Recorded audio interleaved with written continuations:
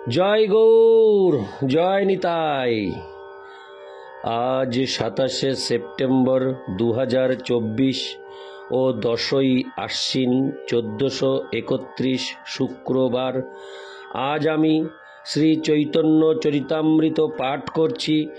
আজ আমি পাঠ করছি শ্রী চৈতন্য চরিতামৃতের আদি লীলা সপ্তম অধ্যায় পঞ্চতত্ত্বাখ্যান নিরূপণের শ্লোক 158 থেকে অন্তিম শ্লোক 171। নারায়ণ হে নারায়ণ, ভবভয় হরণম নারায়ণ। শ্লোক 158। স্নান করিতে যাবে যান গঙ্গা তীরে, তাহাঙ্গী সকল লোক হয় মহাভিড়ে। শ্লোকার্থ: শ্রী চৈতন্য মহাপ্রভু যখন স্নান করার জন্য গঙ্গা তীরে যেতেন তখন সেখানে লক্ষ লক্ষ লোকের ভিড় হতো। ইতি শ্লোক 158। শ্লোক 159। বাহু তুলি প্রভু বলে বল হরি হরি, হরিধ্বনি করে লোক স্বর্গ মর্ত ভরি। শ্লোকার্থ: বাহু তুলে শ্রী চৈতন্য মহাপ্রভু যখন বলতেন বল হরি হরি, তখন স্বর্গমর্ত ভরে মানুষ হরিধ্বনি দিতেন। ইতি শ্লোক 159। 160। লোক নিস্তারিয়া প্রভুর চলিতে হইল মন, বৃন্দাবনে পাঠাইলা শ্রী সনাতন। শ্লোকার্থ: এভাবেই অসংখ্য মানুষকে উদ্ধার করে মহাপ্রভুর বারাণসী ছেড়ে যেতে ইচ্ছা হলো। তাই সনাতন গোস্বামীকে শিক্ষাদান করে তিনি তাকে বৃন্দাবনে পাঠালেন। তাৎপর্য: বৃন্দাবন থেকে ফেরার পথে শ্রী চৈতন্য মহাপ্রভুর বারাণসীতে থাকবার প্রকৃত উদ্দেশ্য ছিল সনাতন গোস্বামীর সঙ্গে সাক্ষাৎ করা এবং তাকে শিক্ষাদান করা। শ্রী চৈতন্য মহাপ্রভু যখন মথুরা থেকে বারাণসীতে ফিরে যান তখন সনাতন গোস্বামীর সঙ্গে তার সাক্ষাৎ হয়। সেখানে 2 মাস ধরে শ্রী চৈতন্য মহাপ্রভু তাকে বৈষ্ণব দর্শন ও বৈষ্ণব আচরণ সম্বন্ধে শিক্ষাদান করেন। শিক্ষা সমাপ্ত হলে তিনি তাকে তার আদেশ পালন করার জন্য বৃন্দাবনে পাঠান। সনাতন গোস্বামী যখন বৃন্দাবনে যান তখন সেখানে কোনো মন্দির ছিল না। সেই নগরটি তখন একটি ফাঁকা মাঠের মতো অবহেলিত হয়ে পড়েছিল। সনাতন গোস্বামী যমুনার তীরে বাস করছিলেন এবং তার কিছুকাল পরে তিনি ধীরে ধীরে সেখানকার প্রথম মন্দির গড়ে তোলেন। তারপর অন্যান্য মন্দির গড়ে উঠতে থাকে এবং এখন সেই শহরটি প্রায় 5000 মন্দিরে পূর্ণ। ইতি শ্লোক 160। শ্লোক 161। রাত্রি দিবসে লোকের শুনি কোলাহল, বারাণসী ছাড়ি প্রভু আইলা নীলাচল। শ্লোকার্থ: যেহেতু বারাণসী নগরী সর্বদাই অত্যন্ত কোলাহল মুখর, তাই সনাতন গোস্বামীকে বৃন্দাবনে পাঠিয়ে তিনি জগন্নাথপুরীতে ফিরে আসেন। ইতি শ্লোক 161। শ্লোক 162। এই লীলা কহিব আগে বিস্তার করিয়া, সংক্ষেপে কহিলাং ইহা প্রসঙ্গ পাইয়া। শ্লোকার্থ: আমি এখানে সংক্ষেপে শ্রী চৈতন্য মহাপ্রভুর এই সমস্ত লীলাবিলাসের কথা বর্ণনা করলাম, পরে আমি বিস্তারিতভাবে তা বর্ণনা করব। ইতি শ্লোক 162। শ্লোক 163। এই পঞ্চতত্ত্ব রূপে শ্রীকৃষ্ণ চৈতন্য, কৃষ্ণ নাম প্রেম দিয়া বিশ্ব কইলা ধন্য। শ্লোকার্থ: এই পঞ্চতত্ত্ব রূপে শ্রীকৃষ্ণ চৈতন্য মহাপ্রভু সমগ্র বিশ্ব জুড়ে কৃষ্ণ নাম রূপ প্রেম বিতরণ করে সমস্ত বিশ্বকে ধন্য করলেন। হরে কৃষ্ণ ধন্য করলেন। তাৎপর্য এখানে বলা হয়েছে যে সংকীর্তন আন্দোলন প্রচার করে সপার্ষদ শ্রী চৈতন্য মহাপ্রভু সমগ্র বিশ্বকে ধন্য করেছিলেন। 500 বছর আগে স্বয়ং আবির্ভূত হয়ে শ্রী চৈতন্য মহাপ্রভু সমগ্র বিশ্বকে পবিত্র করেছিলেন। কেউ যদি আচার্যের নির্দেশ পালন করে এবং শ্রী চৈতন্য মহাপ্রভুর পদাঙ্ক অনুসরণ করে, হরে কৃষ্ণ, পদাঙ্ক অনুসরণ করে ঐকান্তিকভাবে তার সেবা করার চেষ্টা করেন, তাহলে তিনি সমগ্র বিশ্ব জুড়ে হরে কৃষ্ণ মহামন্ত্র প্রচার করতে সফল হবেন। কিন্তু কিছু মূর্খ লোক বলে যে ইউরোপিয়ান ও আমেরিকানরা সন্ন্যাস গ্রহণ করতে পারে না, কিন্তু এখানে আমরা দেখছি যে শ্রী চৈতন্য মহাপ্রভু সমস্ত বিশ্ব জুড়ে এই সংকীর্তন আন্দোলন প্রচার করতে চেয়েছিলেন। প্রচার করার জন্য সন্ন্যাসীদের নিতান্তই প্রয়োজন। যে সমস্ত সমালোচকেরা মনে করে যে কেবল ভারতবাসীরাই অথবা হিন্দুরাই প্রচারের উদ্দেশ্যে সন্ন্যাস গ্রহণ করতে পারে, প্রকৃতপক্ষে তাদের কোনো জ্ঞানই নেই। সন্ন্যাসী ছাড়া প্রচার কার্য ব্যাহত হবে। তাই শ্রী চৈতন্য মহাপ্রভুর নির্দেশ অনুসারে এবং তার পার্শ্বদের আশীর্বাদে এই বিষয়ে কোনো ভেদাভেদ জ্ঞান থাকা উচিত নয়।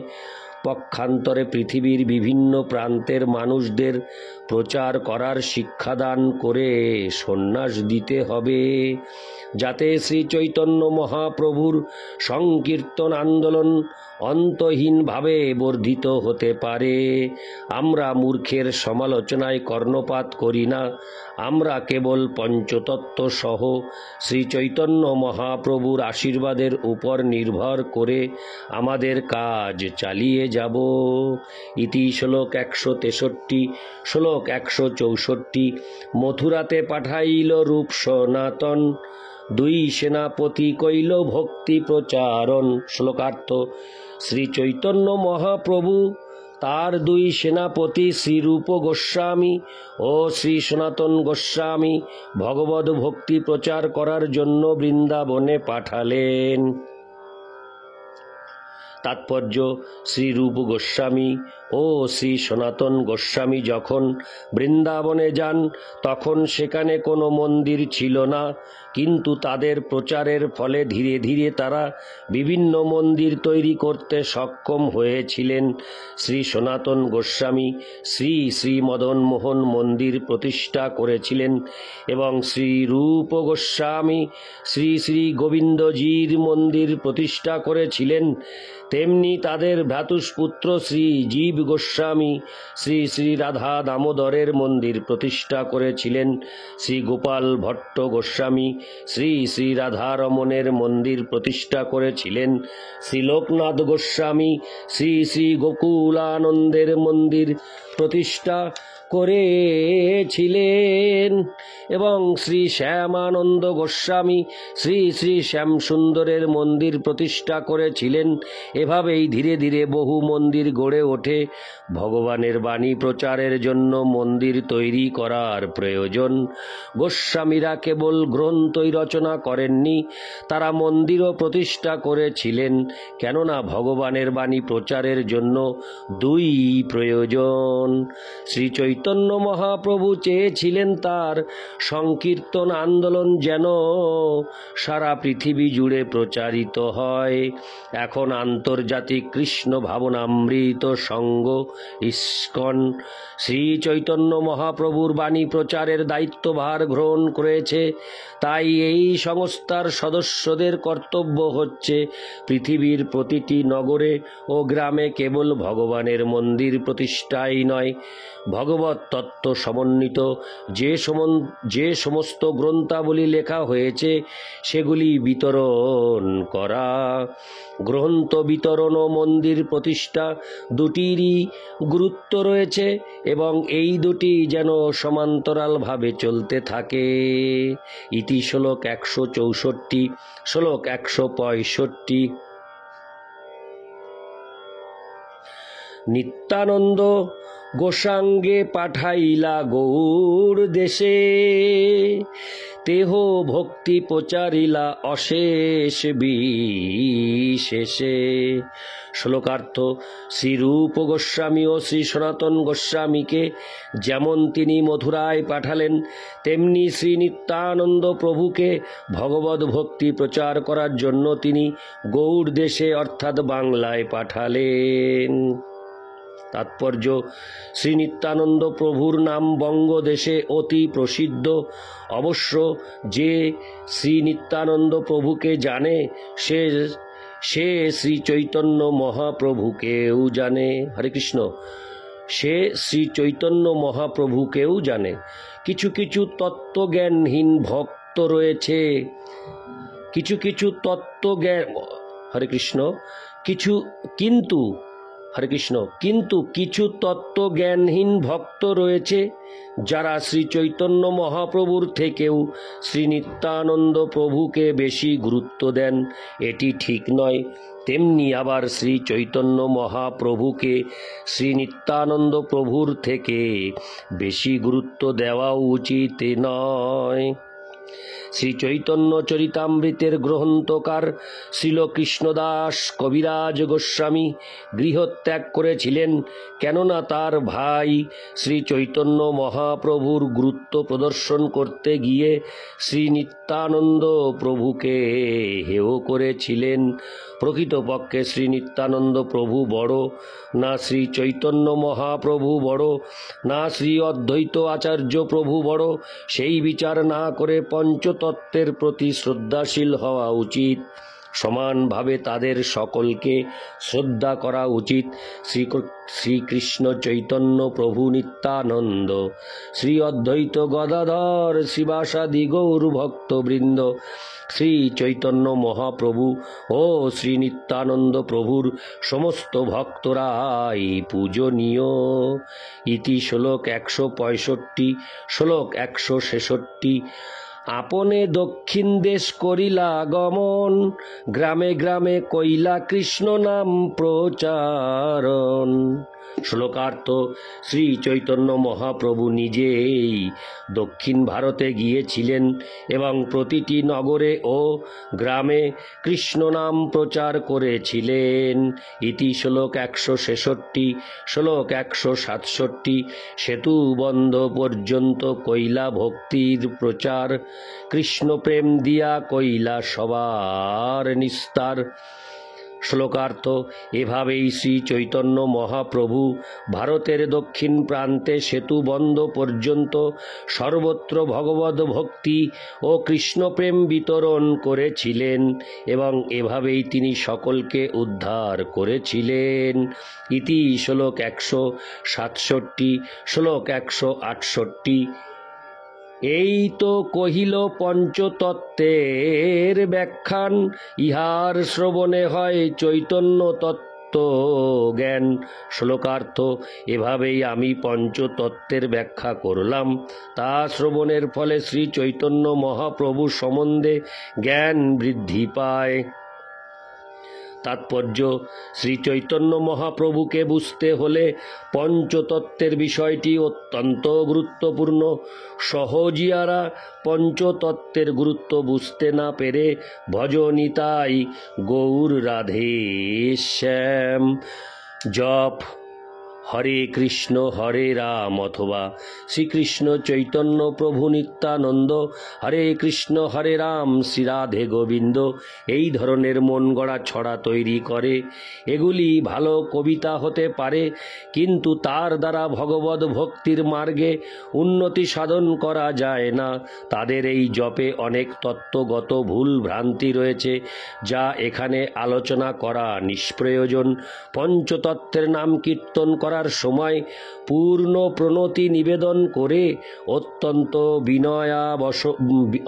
হরে কৃষ্ণ, অত্যন্ত বিনয়াবনত চিত্তে বলা উচিত, শ্রীকৃষ্ণ চৈতন্য প্রভু নিত্যানন্দ, শ্রী অদ্বৈত গদাধর শ্রীবাসাদি গৌর ভক্তবৃন্দ।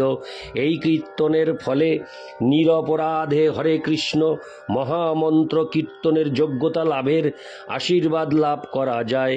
হরে কৃষ্ণ মহামন্ত্র কীর্তন করার সময়ও পূর্ণরূপে সেই মন্ত্র উচ্চারণ করা উচিত।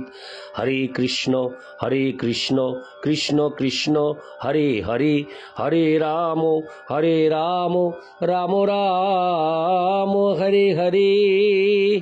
মূর্খের মতো কোনো কল্পনা প্রসূত ছড়ার কীর্তন করা উচিত নয়।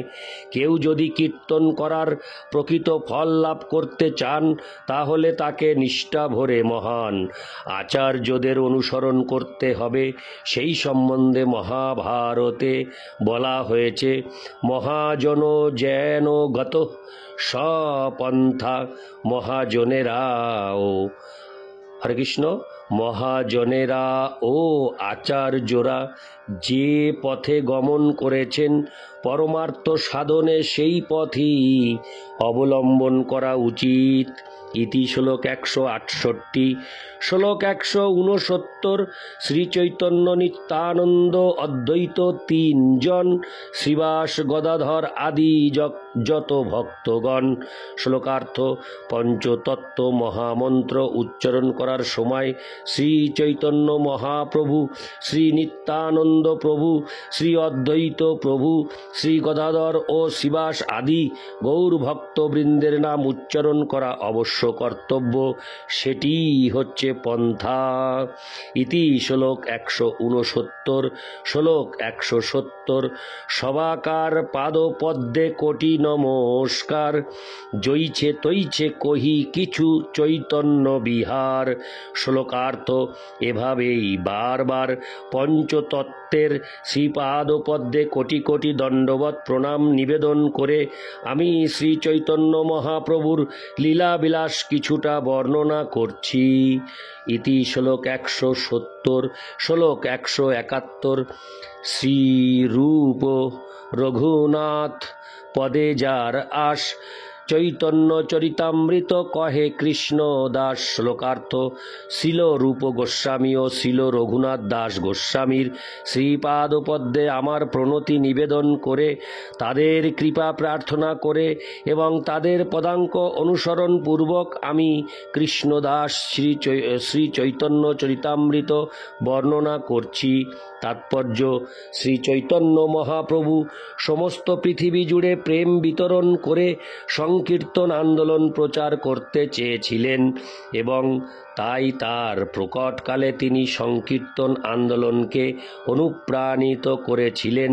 এই জন্যই তিনি শিলরূপ গোস্বামীকে ও সনাতন গোস্বামীকে বৃন্দাবনে পাঠিয়েছিলেন, শ্রী নিত্যানন্দ প্রভুকে বঙ্গদেশে পাঠিয়েছিলেন এবং স্বয়ং তিনি দক্ষিণ ভারতে গমন করেছিলেন। এভাবেই তিনি কৃপাপূর্বক পৃথিবীর বাকি অংশ জুড়ে সেই প্রচার কার্য সম্পাদন করার দায়িত্ব আন্তর্জাতিক কৃষ্ণ ভাবনামৃত সংঘের উপর অর্পণ করলেন। এই সংস্থার সদস্যদের সর্বদা মনে রাখা উচিত যে তারা যদি 4টি বিধিবদ্ধ নিয়ম পালন করে আচার্যের নির্দেশ অনুসারে ঐকান্তিকভাবে ভগবানের বাণী প্রচার করেন, তাহলে অবশ্যই তারা শ্রী চৈতন্য মহাপ্রভুর আশীর্বাদ লাভ করবেন এবং সারা পৃথিবী জুড়ে তাদের প্রচার সাফল্যমণ্ডিত হবে। ইতি পঞ্চতত্ত্বাখ্যান নিরূপণ বর্ণনা করে শ্রী চৈতন্য চরিতামৃতের আদি লীলার 7ম পরিচ্ছেদের ভক্তিবেদান্ত তাৎপর্য সমাপ্তম। আমি শেষ করলাম আদি লীলার 7ম অধ্যায়। আগামী অডিওতে আমি 8ম অধ্যায় থেকে পাঠ শুরু করব। ততক্ষণে সকল ভক্তিমতী মা ও ভক্তবৃন্দের শ্রীচরণে দণ্ডবৎ প্রণাম জানিয়ে আশা রাখি ভগবানের কাছে যেন সকল ভক্তবৃন্দ, কৃষ্ণ ভক্তবৃন্দ, ভক্তিমতী মায়েরা সুন্দর সুস্থ থাকেন। জয় গৌর, জয় নিতাই, রাধে রাধে, হরে কৃষ্ণ, হরি বল।